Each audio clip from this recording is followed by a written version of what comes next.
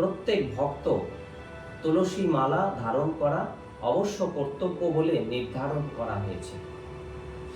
আমাদের পদ্মপুরাণে আছে যে যে ব্যক্তি এই তুলসী বৃক্ষের কাষ্ঠ সম্ভূত মালা ধারণ করেন তিনি নিত্য দ্বারকাবাসের ফল প্রাপ্ত হন স্বয়ং শ্রী হরির কৃপায়।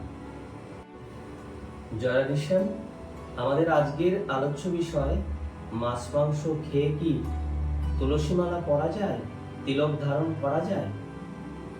এই বিষয়ে আমাদের ভিডিওটি আজকে আপনাদের সামনে রাখলাম।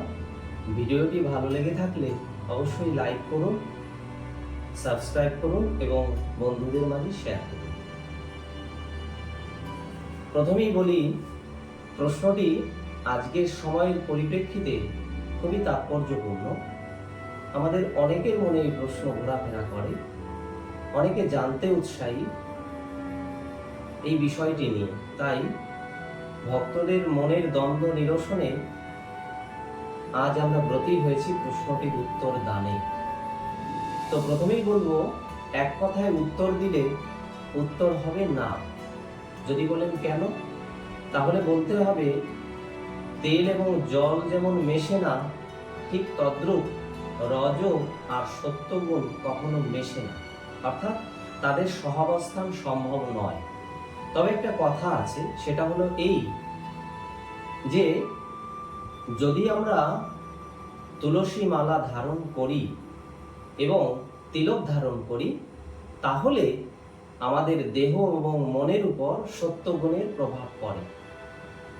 আর এই সত্যগুণের প্রভাব পড়ে আমাদের থেকে রজগুণ ধীরে ধীরে বিদূরিত হয়।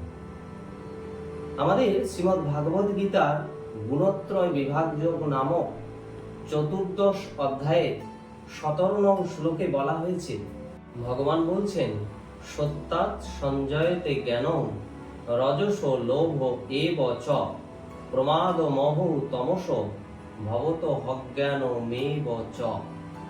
অর্থাৎ সত্যগুণ থেকে জ্ঞানের উৎপত্তি হয়, আর রজগুণ থেকে লোভের সৃষ্টি হয়, আর তমগুণ থেকে প্রমাদ, মোহ এবং অজ্ঞানতার সৃষ্টি হয়। সেজন্য আমাদের জীবনের প্রাথমিক লক্ষ্য নির্ধারিত হয়েছে সত্যগুণে অধিষ্ঠিত হওয়া। কারণ সত্যের দ্বারা, সত্যগুণের পরিবর্ধনের দ্বারা আমরা জ্ঞান লাভ করতে পারি। গীতার কথানুসারে জ্ঞানের দ্বারা ভগবৎ প্রাপ্তিও সম্ভব। জ্ঞানের মতো পবিত্র জিনিস পৃথিবীতে দ্বিতীয়টি নেই। সেই জন্য আমাদের লক্ষ্য পূরণে সত্যগুণে অধিষ্ঠিত হওয়া প্রয়োজন। আর এই সত্যগুণে অধিষ্ঠিত হতে গেলে সাক্ষাৎ তুলসী দেবীর প্রকাশ বিগ্রহ তুলসী বৃক্ষের কাষ্ঠ থেকে তৈরি করা তুলসী মালা আমাদের পরিধান করা অবশ্য কর্তব্য।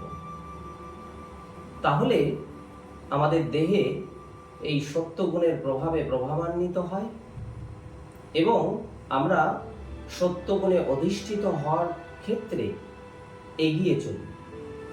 এবার আমরা এই ভক্তি দেবী এবং ভগবানের প্রসন্নতার নিমিত্ত প্রত্যেক ভক্ত তুলসী মালা ধারণ করা অবশ্য কর্তব্য বলে নির্ধারণ করা হয়েছে।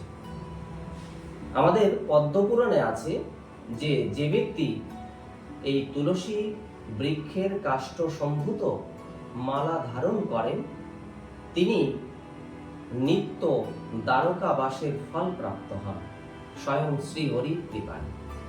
সেজন্য প্রত্যেক ভক্তের কর্তব্য নিত্য নিয়মিতভাবে কণ্ঠে বা ডান হাতে তুলসী মালা ধারণ করে অবস্থান করা। তাতেই আমাদের পরম মঙ্গল সাধন হয়। এবার আমরা তিলক ধারণ প্রসঙ্গে প্রবেশ করব।